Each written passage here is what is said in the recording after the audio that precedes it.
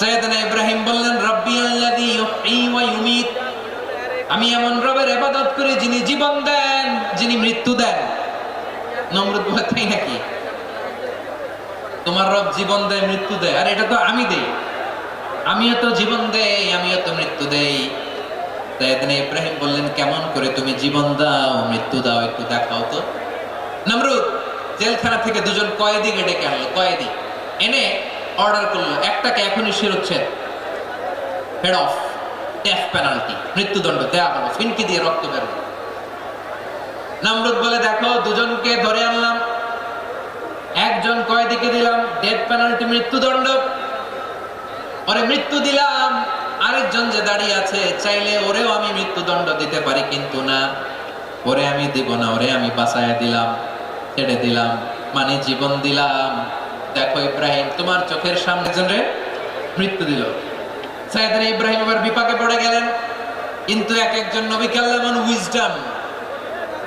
এমন উইজডম বিচক্ষণতা দিয়ে এই জমিনে পাঠিয়েছেন, মুহূর্তের মধ্যে আল্লাহর খলিল ইব্রাহিম বললেন, فإن الله يأتي بالشمس من المشرق فأتي بها من المغرب فبهت الذي كفر।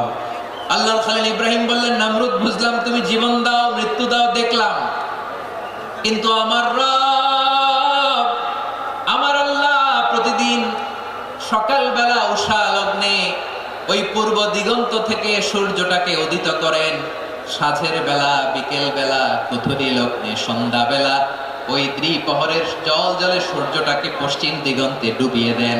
মানে সকালবেলা পূর্ব দিক থেকে উদিত করা সূর্যটাকে পশ্চিম দিকে বিকেলে তিনি ডুবিয়ে দেন। তুমি যদি পারো ওই সূর্যটাকে পশ্চিম দিক থেকে উদিত করে পূর্ব দিকে ডুবিয়ে দাও।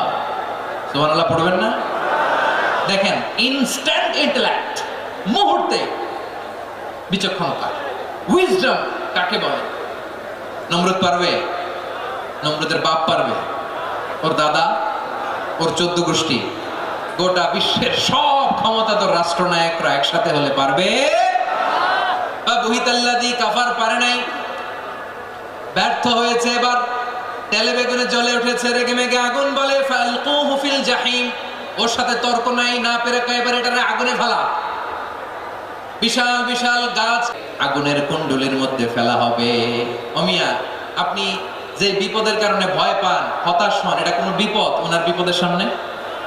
পটুয়াখালী আওয়াজ করে বলুন, সাইয়েদনা খলিল ইব্রাহিমের বিপদের সামনে আমাদের বিপদগুলো কোনো বিপদ? এটা কোনো বিপদই না, এটা কোনো বিপদই না।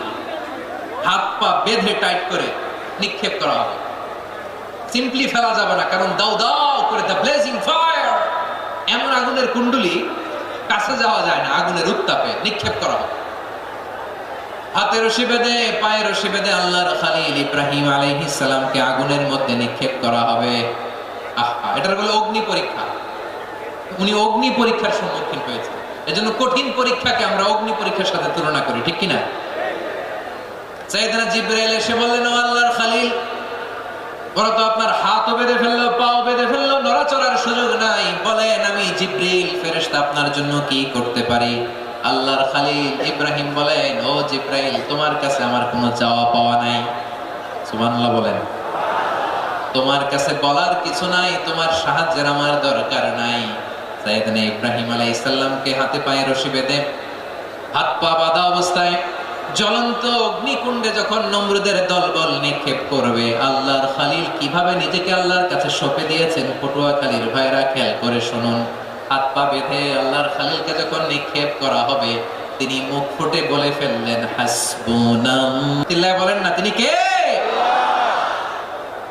বান্দা তার সাধ্যের সবটুকু চেষ্টার পরে নতজানু হয়ে যখন বলবে, হাসবুনাল্লাহ, আল্লাহ তুমি আমার জন্য যথেষ্ট, নি'মাল ওয়াকিল, তুমি আমার শ্রেষ্ঠ অভিভাবক, তখন তার কি দরকার না দরকার এটা ডিল করে স্বয়ং আল্লাহ।